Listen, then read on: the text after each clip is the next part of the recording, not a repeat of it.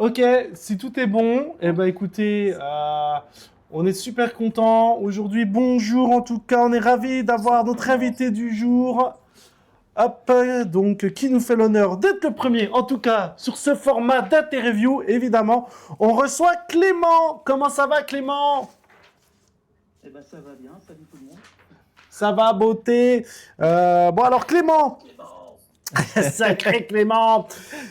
Clément Aloncius qui est là pour parler de son premier roman, Sora, Chronique de l'Apocalypse, qui est sorti évidemment en exclusivité sur Amazon le 17 décembre 2025. D'après mes calculs qui ont corrigés, ça fait à peu près 7 mois et non pas un an et demi. Voilà, et on le retrouve en broché à 17,99 € ou en numérique via l'abonnement Kindle. Donc il ne faut pas hésiter, on va vous mettre les liens dans le chat. En tout cas, Tucu ou Tortue s'en occupera. Je leur fais confiance. Alors, est-ce que ça va Clément? Eh ben ça va bien. T'es pas trop C'est la stressé? première fois. Si, parce que c'est la première fois que je suis en live. Ouais. J'avais déjà essayé, hein, mais j'avais personne qui venait sur le stream. Je laissé tomber, et puis je suis de nature très anxieuse, donc Bah écoute, je pense que tout ira bien. D'ailleurs, on va commencer peut-être par la première question. C'est est-ce que tu peux un peu nous parler de ton, voilà, nous dire en quelques mots, de quoi parle ton roman? Alors, de quoi parle Sora? Alors, Sora, ça parle principalement d'une aventure humaine, même si c'est l'histoire d'une grenouille. Je l'ai écrit pour faire réfléchir un peu les gens sur des notions importantes comme l'amitié, le sacrifice, euh, les choix qu'on fait, leurs conséquences. Ouais. Voilà, c'est vraiment une sorte d'analyse un petit peu de l'humain, en fait. C'est déjà fait, Dani. Ouais. Ce qui se passe dans Sora aussi, c'est que j'ai tout un univers. Ouais, Et bah on va en Sora, parler. T'inquiète. ouais, T'inquiète, donc d'accord. t'as résumé au moins. Hop là.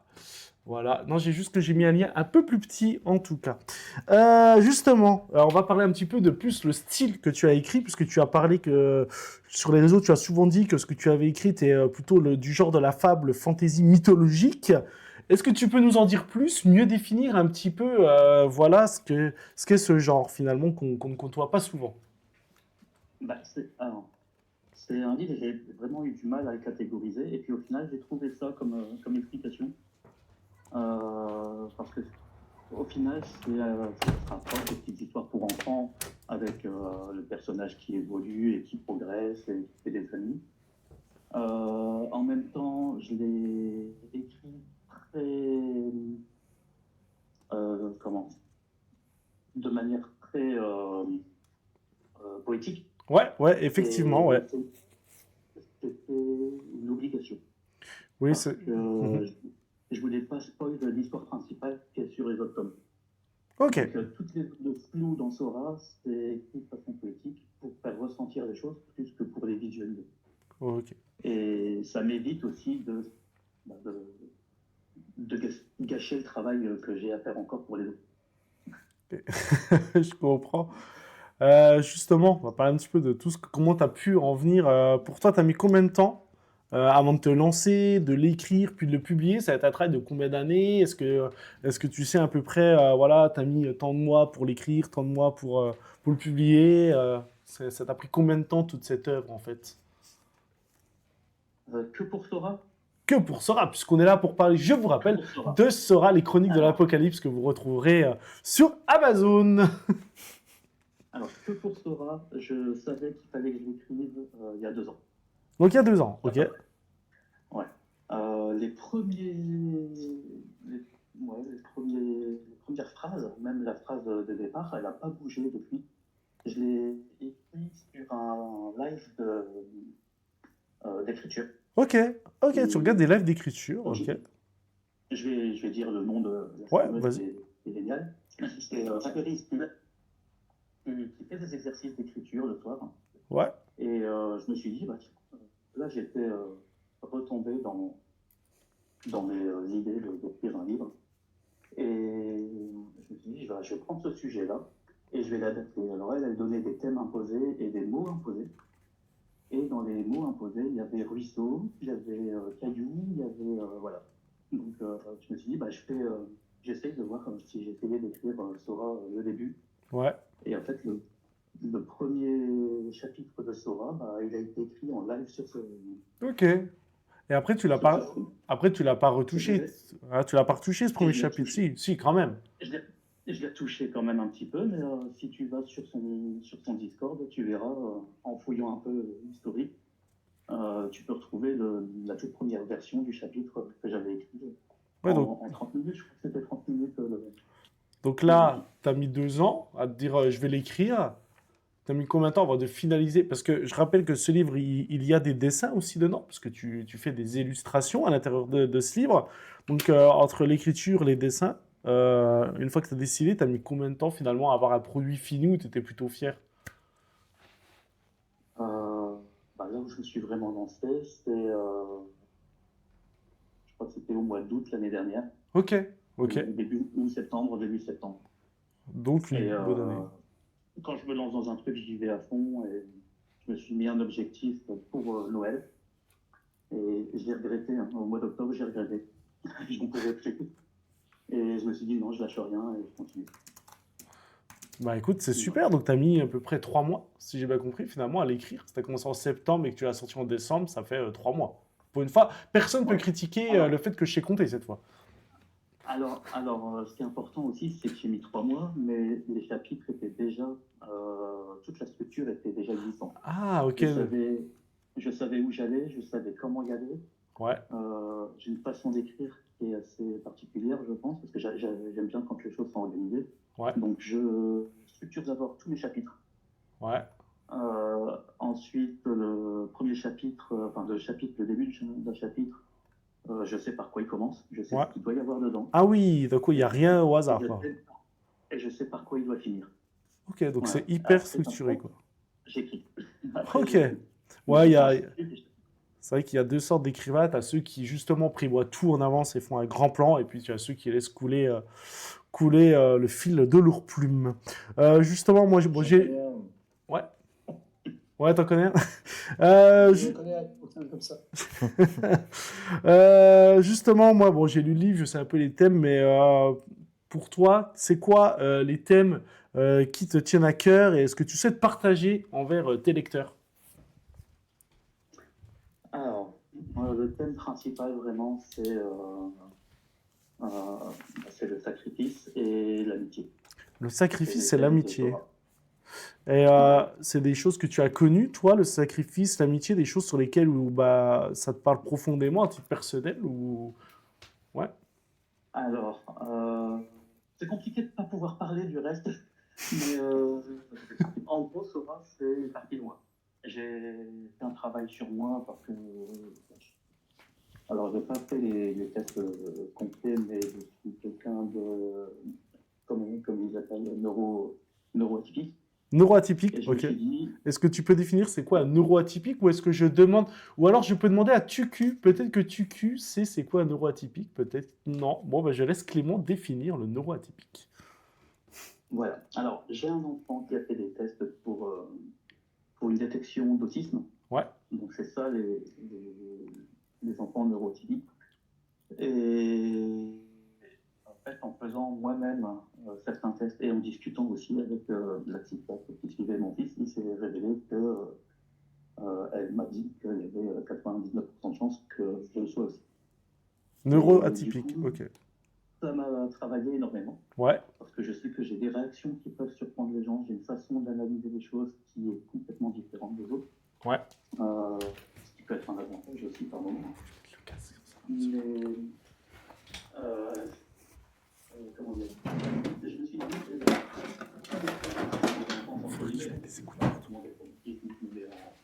en boule par terre, mais tout ce qui m'a marqué, j'ai essayé de les dissocier et de les mettre dans des cases différentes. Et il en est ressorti. Bah justement, c'est ça qui est intéressant. Alors évidemment, on a eu Tortue tout à l'heure qui nous a fait des questions sur la grenouille et c'est pour une bonne raison. Parce que tu nous dis, très cher Clément, que c'est une fable mythologique, sombre et profondément humaine. Et pourtant, on suit les aventures d'une grenouille, voilà, qui s'appelle Sora. Alors, pourquoi cet animal? Et finalement, pourquoi pas prendre un être humain pour parler de ses douleurs, de ses sacrifices, etc. Voilà. Eh ben, pourquoi pas? Ah, c'est toi qui l'as écrit, hein, c'est pas moi. Et voilà, tu as décidé de faire de cette grenouille ton personnage principal. Il y a bien de raison. Tu aurais pu choisir un léopard, tu aurais pu choisir un lézard ou un gecko. Voilà, tu as choisi la grenouille. Non, parce que la grenouille, là, c'est important, justement, quand tu vois, toi, tu l'as lu, la fin du livre, Mhm. euh, le poème, enfin, la légende des Carmes que raconte Bart dans la grotte, Ouais, il parle de la première larme du monde. tout à fait, ouais. Et en fait, c'est la première larme du monde qui tombe et qui coule dans une rivière. Je me suis dit, c'est une grenouille, parce que moi, quand j'étais petit, j'aimais bien les grenouilles. Ok. Donc, et les grenouilles, elles ont une évolution qui est super visuelle. Tu passes d'un œuf à un tétard, du tétard à la petite grenouille, et puis elle continue de grandir. Et puis je me dis, si elle grandissait encore plus que le stade de grenouille. Et c'est parti de là. Ok. Elle a une couleur, cette grenouille, ou pas du tout? Parce que moi, je la voyais grise, cette grenouille. Mais, Il y a énormément de monde qui me pose la question. Et du coup, est-ce que toi... Alors, je ne demande pas la couleur de la grenouille. À chaque fois, je réponds que pendant longtemps, je ne savais pas. Ok. Et en fait, c'est une grenouille, c'est une petite rainette, donc elle va être vert gris, quoi. Vert gris. Après, moi, j'ai l'impression qu'on est sur... C'est comme ça que moi je la vois, mais tu peux la voir, je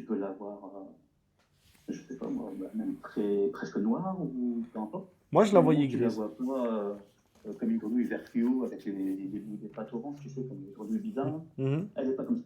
Ok. C'est vraiment une grenouille toute classique, vraiment. Toute classique. C'est Ouais, une grenouille ouais. classique qui évolue dans un monde qui me semble, à mon sens, je sais pas si on peut dire l'inverse, mais ton monde, il est plutôt gris, plutôt froid, sensible, je trouve, aux aléas météorologiques, si je puis dire. Alors, est-ce que je me trompe? Est-ce que tu voulais vraiment un monde tout gris, aussi délavé de couleurs? C'était de volonté ou c'est juste que moi, j'ai mal interprété ton monde? Non, le monde, je l'ai écrit comme quand j'étais petit, en fait, je voyais le monde comme quelque chose de super hostile. Ah ouais, ok. Et donc, je l'ai écrit comme ça, et c'est ma façon de mettre une image sur le monde, un monde oppressant et qui peut être désagréable à chaque point de vue, quoi. Donc, Ouais, ouais. En tout cas, ça reflète bien ça, le livre. Je suis totalement d'accord, hein. C'est vraiment très gris, très sombre. Si vous cherchiez de la lumière, c'était pas là. Voilà. Alors, évidemment, sur les réseaux, tu es très engagé sur les débats liés à l'IA, hein. Hein, tu vas pas le nier. Euh, Est-ce que dans ton processus créatif, tu fais appel à l'IA? Et si oui, dans quel domaine? Qu'est-ce que ça t'apporte? De manière globale. Alors, je vais choquer. Oh non, Mais oui, oh non, il choque. Il y a un petit peu d'IA. Ouais, Mais en fait, moi, je vois l'IA comme un outil génial. ok. Ça, je te l'ai déjà dit, je crois.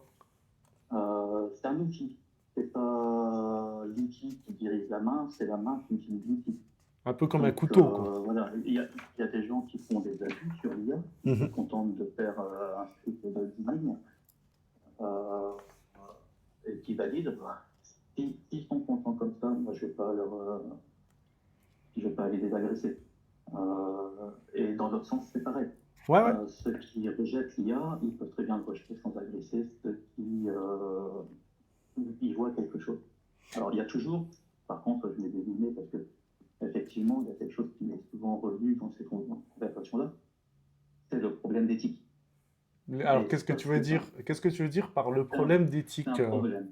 Pour toi, pourquoi Euh, l'éthique, c'est un problème? Qu'est-ce que tu définirais déjà dans l'éthique de l'IA? Alors, l'éthique dans le fonctionnement de l'IA pour se nourrir, en fait. Le fait que l'IA puisse récupérer des œuvres d'artistes pour les utiliser et se l'approprier, les modifier, et garder le style d'un artiste, Mhm. c'est une horreur.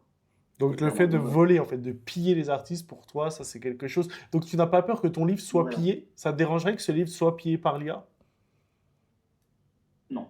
Ok. Clairement, non. Je préférerais qu'il soit pillé par l'IA pour que des gens, limite, puissent réussir à sortir par le biais de l'IA le processus et le style d'écriture. Moi, je m'en fous, en fait.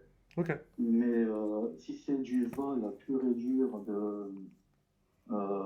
je fais un PDF du livre, je le scanne et je le refile à tout le monde, ça me dérange. Voilà, tu vois, mais après, c'est ma façon de voir les choses aussi. Mais voilà, il y a l'IA en soi, qu'elle prenne mon bouquin, bah vas-y, prends, les gens, ils sauront peut-être pas que c'est moi, mais il y aura une partie de moi qui va être distribuée dans le monde, c'est génial.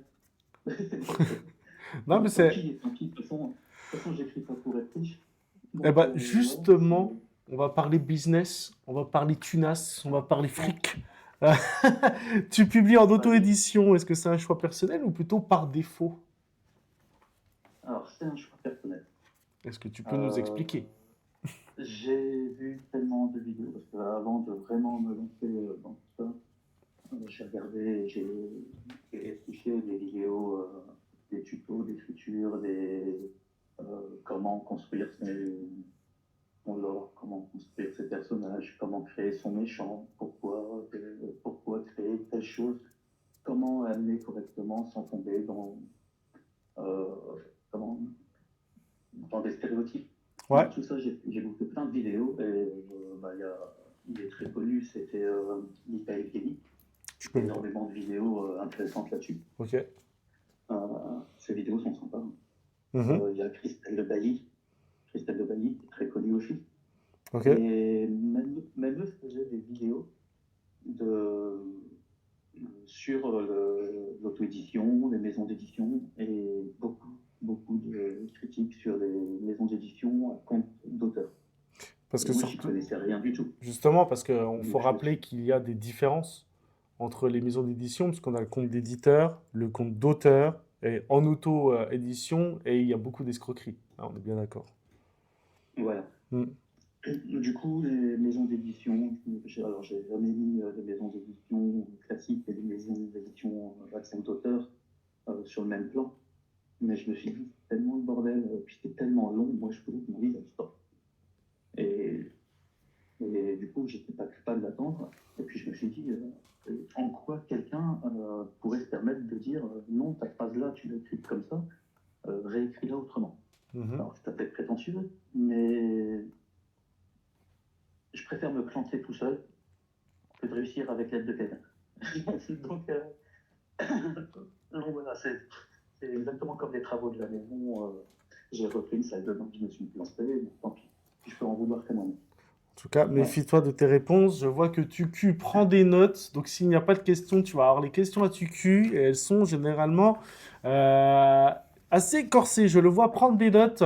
Donc, n'hésitez Ouais, pas dans c'est le moi chat. aussi. N'hésitez pas dans le chat éventuellement à poser vos questions. On les reposera derrière. Et on aura évidemment un petit quiz de la part de notre ami Tortue à Alors, la fin. Oui. je reviens quand même là-dessus parce que la base de la question, on l'a sauté, c'était l'IA. Donc je t'ai dit que j'en avais utilisé. Mais alors je t'explique le processus en fait. L'IA, elle a servi pour la grenouille sur la couverture. J'ai demandé à l'IA de me faire une grenouille de face. Je lui ai fait un dessin que j'ai envoyé. Ouais. Euh, je lui ai dit, je voudrais que tu me fasses une morphologie propre de la grenouille pour que je l'utilise en tampon. Voilà. Ok. Donc le tampon ensuite, je l'ai fait, j'ai pas aimé. Je lui ai fait refaire une fois, deux fois, trois fois, on t'a corrigé. Et une fois que je l'avais, je me suis dit, ok, ça c'est la bonne. C'était pas trop symétrique, le rocher n'est pas. Voilà. Mhm. La couronne, elle est exactement comme je la voulais. Donc voilà, j'avais ce que je voulais. Et Ouais, à partir de là, j'ai pris la grenouille et je l'ai balancée dans GIMP. Et sur GIMP, ben, je suis allé chercher une image stock d'un dragon que j'ai déformé, Ah, ok. retourné dans tous les sens. Et après, sur GIMP, c'est comme un Photoshop. Ouais, ouais. Euh, bah, j'ai travaillé, j'ai dû passer une semaine pour faire le dessin. Et, et j'ai retravaillé chaque élément. J'ai utilisé l'IA aussi pour me former. que j'avais la peine d'aller regarder des vidéos et chercher dans la vidéo des trucs. Donc j'ai dit à l'IA, écoute, je veux faire un effet très léger de lumière qui vient derrière, comment je le fais sur le livre. Et Mhm. j'ai appris à faire comme ça. En Donc voilà, ça c'est l'utilisation d'IA, mais je peux dire que c'est pas en tout cas, juste un truc, je, c'est pas une couverture. en tout Voilà. cas, je sais pas ce qu'en Donc, pensent les gens, mais moi, la couverture, je la trouve vraiment très sympa, puisque c'est ce qui m'a fait acheter le livre et te permettre de découvrir. On avance un petit peu, il nous reste quelques questions, et il nous reste ouais, vas-y. 9 minutes. Et comme après, on passera à vos questions et à celles de Tucu Après, et on taille dans le Tortue. gras pour les autres questions. Faut que je taille dans le gras. Moi, j'aime tailler dans le gras. Justement, maintenant que ton livre, il est sorti depuis 7 mois, c'est quoi le plus difficile actuellement pour toi? Quelque chose que tu n'avais pas anticipé, que tu trouves difficile? Par rapport au livre sorti depuis 7 Bah, mois, maintenant qu'il est sorti, pour toi, c'est quoi le plus dur? Est-ce que ce serait alors le d'en plus dur, c'est de me vendre? remettre à écrire. Ah Le ouais, plus dur, ok, c'est de me remettre à écrire. ok. Pourquoi? J'ai vraiment envie de continuer. Et en même temps, bah, là, il y a un gros vide, quoi. Chaque livre que je vais l'écrire dans un style différent. Ouais, Donc, faut que j'arrive à me détacher encore plus de Sora, parce que j'y pense tout le temps. Donc,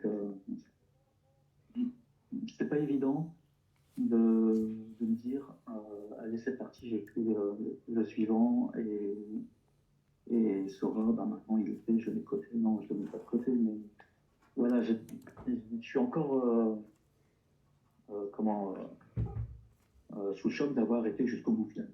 Et ouais, je coince facilement le tome d'après. J'ai voulu aller à fond dès le départ, et finalement non, je l'ai mis de côté, et depuis janvier, j'y ai plus touché. ok. Voilà. Donc, c'est Donc, pas évident. ok.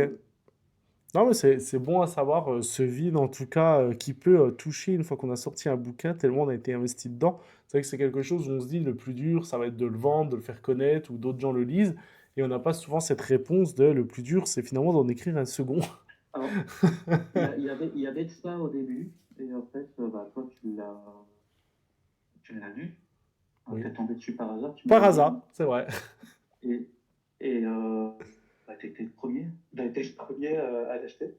Ah ouais? Et, Ah bah dis donc, mais je suis plutôt content. et j'étais super stressé, je te l'avais dit par message, je savais pas comment réagir, est-ce que ça va plaire, est-ce que ça va pas plaire, et puis ensuite, il y a une autre streameuse qui lit énormément, qui fait du coworking, je suis chez elle tous les jours, Mhm. c'est Azila. Mais c'est du coworking, du matin au soir, coworking. Ok. Et, et j'ai vidé mon sac dès que j'avais des doutes sur des phrases, des machins, des trucs. T'imagines les clashs que je peux faire sur Twitter, Oui, j'ai vu. c'est très grave. T'imagines moi avec un chat en live où je pète un câble, elle arrive à me supporter, donc ça va. Et elle était à fond dedans, quoi. Et bah, elle a tellement vécu avec moi l'écriture que finalement, euh, bah, elle l'a acheté aussi. Elle l'a lu en live, ça m'a stressé aussi. Et à la fin, elle a pleuré. C'était incroyable. Alors je m'en voulais, mais en même temps, j'étais super fier de l'émotion qui Bah, était passée à travers en tout cas, moi, je ce sais que livre. Non, j'ai pas pleuré, mais je ne pleure jamais, donc je suis pas une bonne référence. Mais, mais le livre était vraiment bien. ah, bah, Enfin, t'es pas le seul à pas avoir pleuré, hein, ça fait. Mais ouais, je me suis dit, c'est réussi. C'est réussi, et à partir de là, il y a eu d'autres de son stream qui l'ont lu aussi, mhm. et qui ont beaucoup aimé. J'ai pas eu de personnes qui n'ont pas aimé du tout.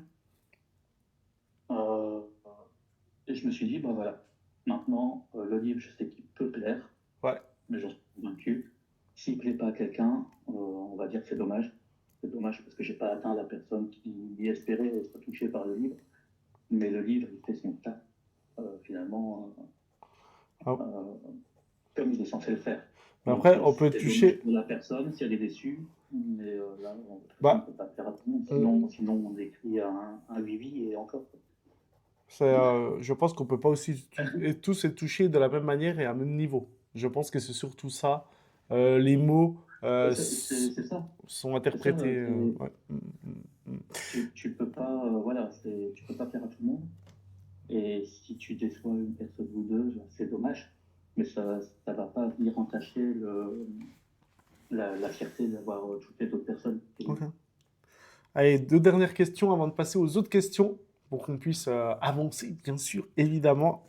On lit chronique, hein, évidemment, dans le titre, je rappelle, donc sera les chroniques de l'Apocalypse. Est-ce que ça suppose que tu vas écrire d'autres choses autour de cet univers? Alors, ça y est, on y est. On est dans le dur! Tu vas tout comprendre. Alors, chronique, tout ce que j'ai prévu d'écrire qui commence par chronique de l'Apocalypse, enfin, qui a le terme chronique de l'Apocalypse, c'est des histoires annexes à l'histoire principale. Ah ok, donc ça c'est l'histoire principale. L'histoire principale, et- ça s'appelle, donc il y aura le titre, Ouais. classique, et ça sera les sentiments de l'Apocalypse. Donc les sentiments de l'Apocalypse, c'est ce qu'il y aura autour de cette œuvre, c'est ça? Non, du tout, c'est l'inverse. Les sentiments de l'Apocalypse, c'est l'histoire principale. Ok, c'est prévu en 3 tomes. Je vais peut-être la faire qu'en 2 pour dynamiser un peu. Chaque livre, le titre, c'est le nom d'un personnage. Ah ok. L'histoire principale, donc les sentiments de l'Apocalypse, les 3 ou 2 tomes. Le titre, je te le dis déjà, c'est Lisa. Donc ça va te surprendre que ça tourne autour de Lisa parce qu'on en parle très peu dans Tout à fait, ouais. Sora. Ouais. Mais Lisa, c'est le personnage principal de l'histoire. Ok. C'est pas elle le héros, mais c'est elle le personnage principal, que l'histoire principale, c'est elle qui la raconte. Bah, ça, il faudra évidemment que les gens se procurent le livre pour en savoir plus, car on rappelle, il est que Voilà. sur Amazon. Il y avait une promo en plus. Attends, je t'écoute. Les chroniques, chaque personnage secondaire ou principal a sa propre chronique qui reprend sa vision à lui sur la trame de l'histoire principale. Donc là, dans Sora, tu as la trame complète des sentiments de l'Apocalypse, mais sans aucun spoil finalement. Ok. Bah, ça va faire beaucoup de travail. J'ai essayé de contourner tous les spoils possibles. À la fin de Sora, tu les as bien vus. Tout ce qui se passe, finalement, si tu es comme les autres lecteurs, tu acceptes la fin telle qu'elle est, mais c'est un gros bordel. Et Oui. tu sais pas qui a fait quoi exactement finalement. Totalement d'accord avec toi, mais on va pas trop spoiler, évidemment. Hein. Voilà. Il y a la mort personnifiée dans le livre. Tu sais pas pourquoi elle est là. Pourquoi elle est là. Tu le sais pas. Dans les sentiments de l'Apocalypse, tu le sauras. Et tu sauras aussi pourquoi et comment elle en arrive là à la mort. J'avance. Voilà, faut que j'avance, mon petit Clément. Faut que j'avance. Je sais, tu sais, c'est hyper cadré. T'es le premier, donc évidemment, en plus, tu vas essuyer les plâtres.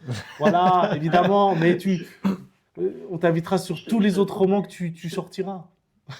Allez, je te pique juste 20 secondes. Non, mais vas-y, mais j'avais encore une question, moi. Donc, si tu me piques 20 secondes, il n'y a plus de question. Je vais répondre vite à la prochaine. Celle-ci, elle est importante. Les chroniques, celle qui devrait vraiment te plaire, c'est celle de Bart. Parce que là, je me suis mis un méga challenge. Donc, c'est toute la même histoire, mais ça sera une pièce de théâtre. Oh, moi, j'ai lu beaucoup de pièces de théâtre. Enfin, beaucoup. Dans mon ancienne vie. La dernière que j'ai lue, c'était Harry Potter et le fils de l'enfant maudit. Ça, je l'ai lu, ça, ouais. Donc, ce sera sympa, vraiment. Mon femme, elle l'a pas lu. Ah, quel dommage. Il est pas trop mal, en vrai. Justement, quel conseil tu donnerais? Allez, dernière question. Quel conseil tu donnerais à quelqu'un qui veut se lancer dans l'écriture? De ne pas écouter tout le monde. Et ben voilà, c'était le mot de la fin. N'écoutez personne, voilà. Échouez tout seul et ne vous faites pas aider. Donc du coup... il faut se faire aider, il faut prendre des conseils, mais il ne faut pas prendre tous les conseils, il faut prendre que ceux qui te semblent bien. Merci Clément. Tu peux pas plaire à tout le monde. Non, tu peux pas. C'est plaisir à toi en premier.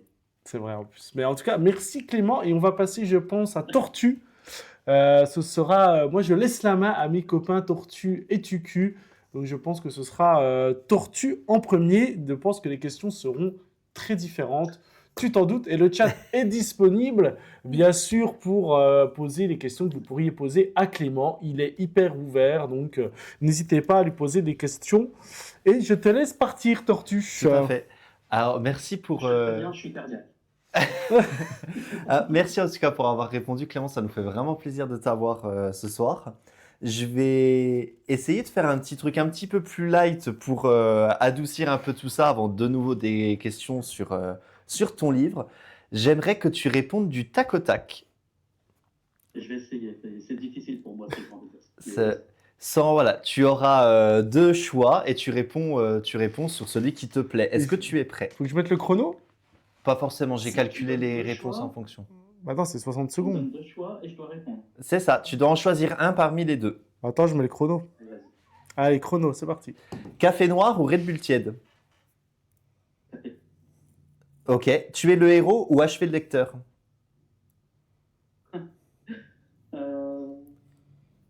Achète lecteur. Chaussettes au lit ou pieds glacés? Exact. Crampe aux doigts ou courbature aux fesses?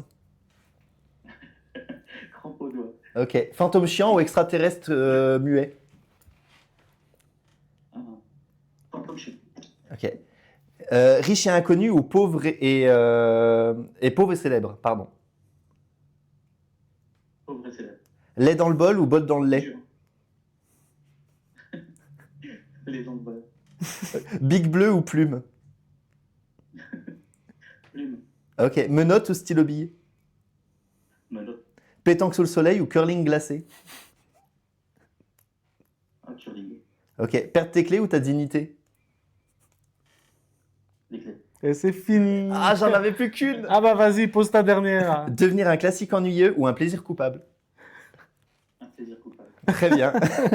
C'était les questions 60 chronos, évidemment, de Tortue. Merci beaucoup d'avoir Je vais répondu. laisser la main peut-être à Tuku s'il a des Alors, questions, et moi, après à toi. Comme tu veux, parce que j'ai des questions sérieuses du coup, mais est-ce que tu veux commencer?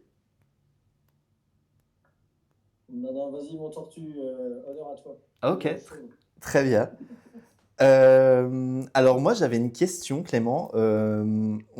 Tous les créateurs, voilà, d'écriture, etc., ils ont tous un processus créatif et j'aimerais bien savoir, est-ce que toi tu as un processus créatif quand tu écris? Ouais, il y en a un super important. Il faut que les enfants soient au lit. Voilà. Donc, non, bah, mon processus, pour Sora, il y avait eu la rentrée scolaire. Donc, les enfants étaient faits, il y avait les devoirs de repas. J'écrivais rien pendant ce temps-là. Et une fois qu'ils sont au lit, sachant qu'ils se couchent tard, ils sont grands, bah, je m'y mettais, alors je mettais un live quand même, le live d'écriture de ce Skill dont tu parlais tout à l'heure. Je faisais des exercices d'écriture si je pouvais, parce qu'elle commençait à 21h ou 21h30. Et une fois qu'elle avait fini son live à minuit, là, je commençais vraiment à me mettre dans l'écriture de Torah jusqu'à 3-4 heures du matin. Parce qu'il faut rappeler Ok. qu'il a. En travaillant, fallait que je sois à mon poste au boulot à 8h du matin. Il faut rappeler qu'il a J'ai fait ça, 4 enfants. Hein. Ouais. Il a 4 enfants, hein, à rappeler. Non, mais je veux dire, il n'a pas un enfant, quoi. Il Oui. en a 4 et 4 garçons, quoi. Ouais. Il faut le rappeler. Ouais. Alors, bah, nickel, merci beaucoup. Tu as parlé au niveau de tes livres que tu aimais bien changer de style. Sachant que tu veux écrire tout un univers autour de Sora, pourquoi ce choix de changer de style? Parce que, en fait, j'écris, c'est surtout pour m'amuser et pour progresser. Donc, Sora, j'ai tenté la partie poétique et introspective. Les suivants, progresser et voir d'autres styles, je suis obligé de changer. Donc, là, celui sur lequel je bute, c'est une romance, dans le même univers. La romance, c'est pas du tout mon truc, mais je me force. J'aime bien me faire violence aussi. Hein. Ok. C'est le côté menotte, juste avant. Donc voilà, j'ai vraiment envie que chaque livre soit possible d'être lu indépendamment et compris indépendamment. Ok. Mais que celui qui a envie de tout lire, ça complète. Et j'ai envie d'essayer de toucher un maximum de styles pour que tout le monde puisse au moins en trouver un qui soit à son goût et qui lui donne envie de lire les autres. Ok. Merci beaucoup. Et j'ai une dernière question. Tu parlais du coup dans Sora que le monde, c'était un peu ta vision d'enfance, comment tu l'as décrit. Du coup, je voulais savoir si dans ce livre, il y avait d'autres choses un peu de ton parcours, de ta vie, que tu avais retranscrit dedans, ou est-ce qu'il y avait juste la vision? Alors non, il y a plein d'autres choses. Ok. Il y a vraiment énormément. Alors, je reprends parce que ouais, dit comme ça, c'est vrai que je me suis peut-être mal exprimé. J'ai eu une enfance très heureuse. Ah, parce que nous, on a cru justement que c'était horrible. Hein. Non, non, non. Non, j'ai franchement eu de la chance quand j'étais petit. Voilà, Par contre, je me faisais des montagnes de choses que d'autres enfants seraient passés outre au bout d'une heure, quoi. Mais moi, il y a des trucs, ça m'est resté. Donc, voilà. Je sais que ça vient de moi, c'est ma vision du monde. Ok. Et voilà, je suis quelqu'un de très optimiste, mais je suis très facilement déçu aussi. Donc c'est ça. Et alors, en vieillissant, j'ai vu que le monde, finalement, ouais, il pouvait être très gris, et avec tout le temps une menace derrière, même quand tu es heureux. Donc voilà, c'est juste ça. Ok. Ça, c'est la partie où, bah, oui, le monde peut te tomber sur la gueule pour te casser, quoi. D'autres choses, c'est, comme je disais tout à l'heure, Sora, c'est le côté humain, naïf. Je ne l'ai pas dit tout à l'heure, mais oui, le côté naïf de Sora, il est énorme parce que je suis quelqu'un de super naïf. Et quand j'étais petit, c'est pareil, et ça m'a. C'était bien, c'est bien d'être naïf. Mais en fait, quand les gens en profitent quand t'es petit, bah, c'est pas évident, quoi. Mm. Donc, Sora, c'est pareil, elle est naïve, elle croit qu'elle peut aider tout le monde, elle croit qu'elle se fait des amis, elle croit qu'elle peut aider tout le monde ou faire en sorte d'aider tout le monde, et ça merde assez régulièrement, finalement. Voilà. Donc, c'est comme ça. Et pourtant, il faut avancer. Et ça, C'est aussi le message de c'est une Sora leçon, d'ailleurs. Hein. Le c'est message une de leçon Sora. de vie. Hein. Mm, Il te mm, tombe des trucs sur la gueule, bah, mhm. t'as beau être timide, te cacher, tout ça, le jour où tu décides enfin d'aller de l'avant, eh ben, tu réussis. Voilà, c'est le gros message du bouquin, finalement. Ok. Ok. Il y a une question de Visiona sur le chat, du coup, qui dit, mais du coup, Pépé, tu travailles genre 30 minutes régulièrement ou tu fais une session de 3 heures, mais moins régulièrement pour écrire? Non, pour écrire, j'ai fait, on va dire que 9 fois sur 10, j'ai fait des sessions de 23 heures jusqu'à 3 heures du matin, même fois. Ok. Voilà. Alors après, non, ça vient sur le processus créatif. Je peux pas écrire en silence. Donc quand j'écris sur l'ordinateur, en fond, j'ai une série Netflix. Ok. J'ai des. Comment J'ai un fichier Word aussi avec tout ce que je veux mettre dans tel ou tel chapitre, tout ce que je veux dire, toutes les idées qui me passent par la tête, je les mets dans le téléphone en note. Ça peut être à n'importe quel moment de la journée. Et là, je me dis, c'est maintenant qu'il faut que je le mette, c'est là qu'il faut que je le mette. Donc j'ai un truc qui me fait plein de rappels. Et j'écris. J'essaie d'écrire, je reformule toutes mes phrases. C'est pas bien, hein, j'ai tendance à vouloir faire un produit fini, alors qu'il faudrait que je fasse un premier jet finalement, euh, et le relire après. Et ça, c'est super dur. Moi, j'aime bien quand la phrase, elle est vraiment comme je veux. Ok. Voilà. Est-ce que Tucu, ça va être autour de Tucu, je pense. Tucu, on te laisse la main. Yes. Bon, bah, déjà, c'est que vous m'avez permis de réduire beaucoup la liste de questions parce que vous en avez tous posé que j'avais noté pour moi aussi. Donc, Pépé, moi, je vais t'en faire un peu moins que les copains, tout orienté sur l'aspect mental de l'auteur derrière le bouquin. Alors, la première que je voulais te poser, tu en as brièvement parlé avec une question de Dany, mais si tu devais choisir 3 valeurs non négociables qui t'ont permis d'aller au bout de l'écriture de Sora, ce seraient lesquelles? Donc pas pour le personnage, vraiment pour toi, quelles ont été tes valeurs seules pour aller au bout de l'aventure? La persévérance, Hmm. le perfectionnisme, voilà, et la fierté. La fierté. C'est un truc, ça fait 20 ans que je travaille sur mon univers, donc Plus question de laisser tomber. Et par fierté, j'avais annoncé aux gens que j'allais le faire, que j'allais le sortir euh, pour Noël. Et par fierté, je voulais pas qu'ils puissent dire tu l'as pas fait. Voilà, c'est de la fierté Le côté encore. challenge combat personnel. Ouais, non, mais clairement, c'est ça. C'est ça, c'était le côté vitrine de la chose. Ok, ça marche. Je vais raborder un sujet parce que ça, souvent, on en parle quand on écrit des choses. Elle peut avoir plusieurs formes, mais le syndrome de la page blanche, la peur de l'échec ou autre qui va générer du stress. Toi, est-ce que tu l'as traversé? Comment tu l'as franchi? Est-ce que c'est à l'image de ce que tu disais à un moment, tu as eu un gros coup de mou, puis tu t'es réinjecté dedans, ou est-ce que c'est arrivé par moments plus aléatoires, plus ponctuels?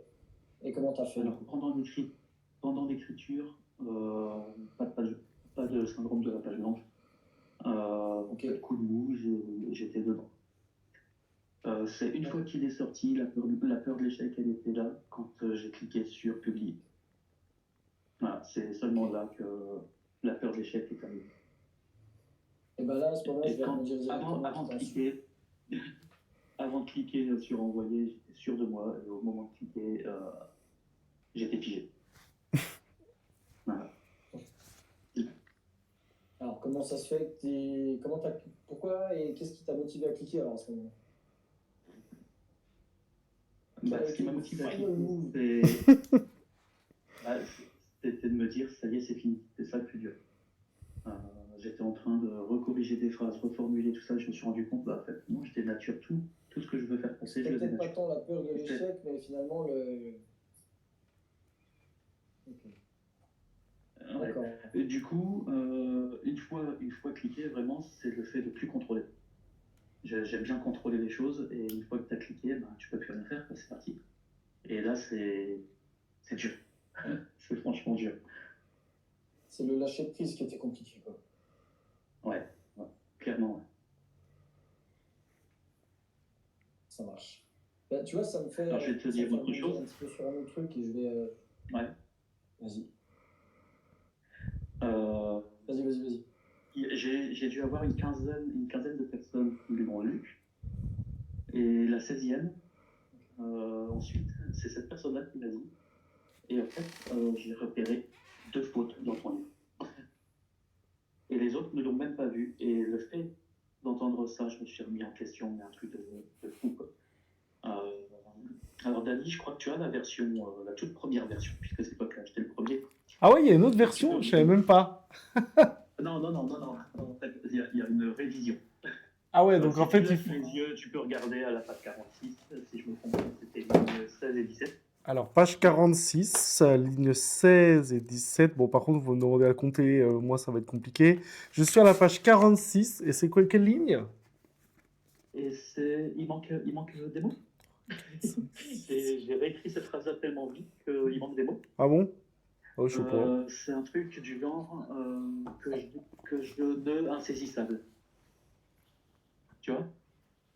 C'est un truc en genre. En fait, je vous ai pas dit, mais je sais Et- pas lire, en fait. Moi, en fait, j'ai acheté le livre parce qu'en fait, il y avait les images, vous voyez.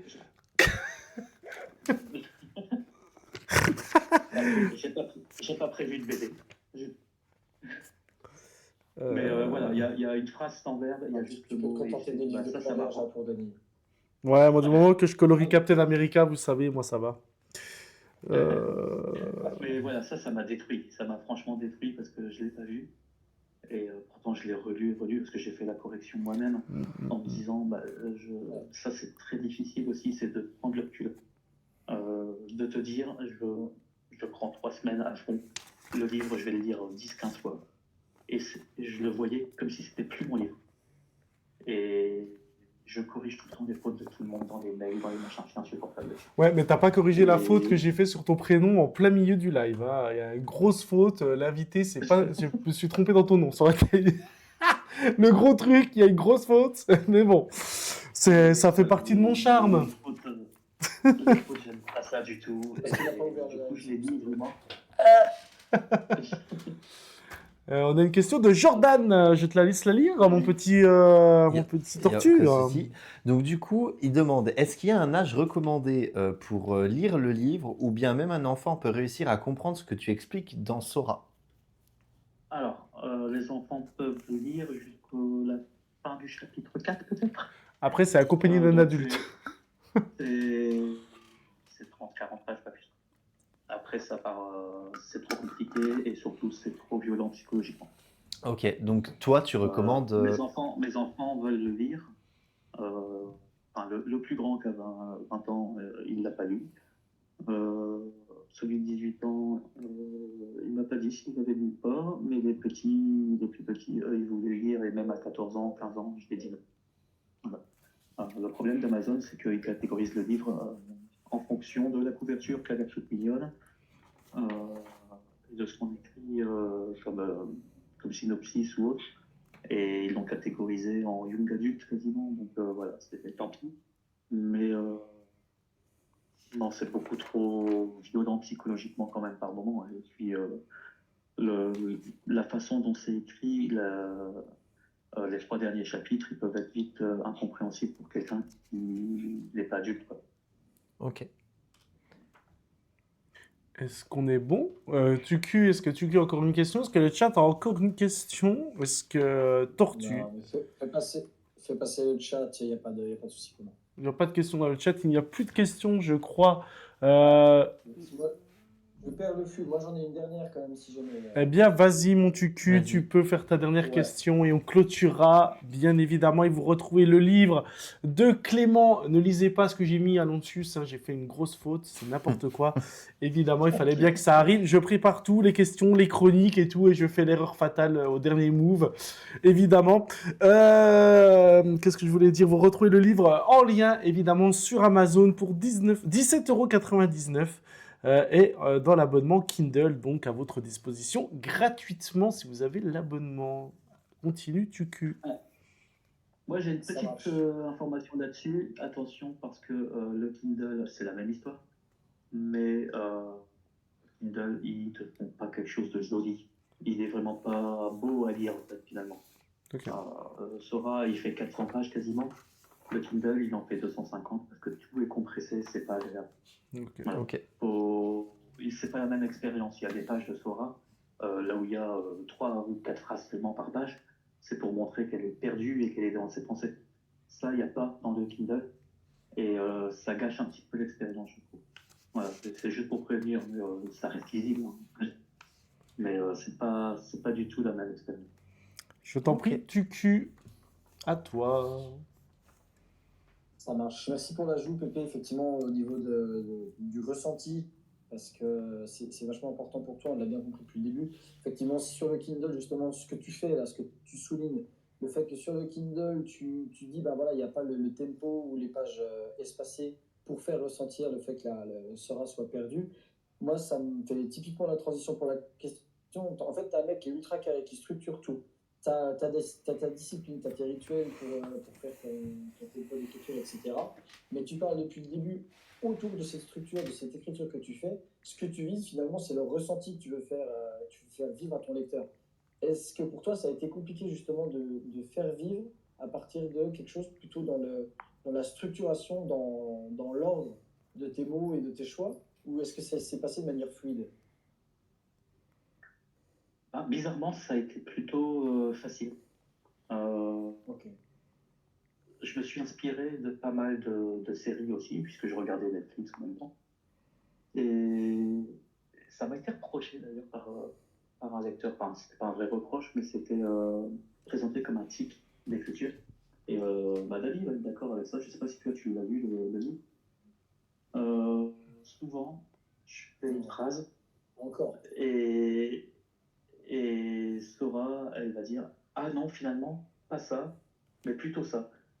Et c'est une rythmique que j'aime beaucoup, que j'ai trouvé ça super joli en fait, en le voyant dans la série, c'était The Haunting of Hill House, Mhm. le monologue de fin, et la façon du personnage de présenter ça à chaque fois.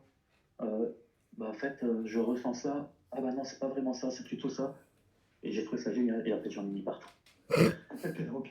donc ça peut être présenté ou vu comme un tic, mais ça permet de voir tellement le côté passionnel en même temps et le ressenti que j'en ai abusé.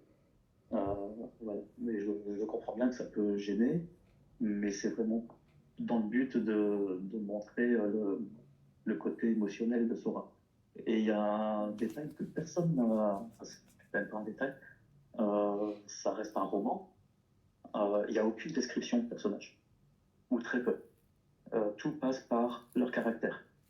Et ça, c'est voulu, parce que je veux garder la surprise pour les autres tomes. Et surtout, l'aspect physique, il ne sert pas à grand-chose dans ce livre. C'est vraiment, on vise le ressenti. Tu as mis l'accent sur le je suis caractère, sûr. les motifs, quoi.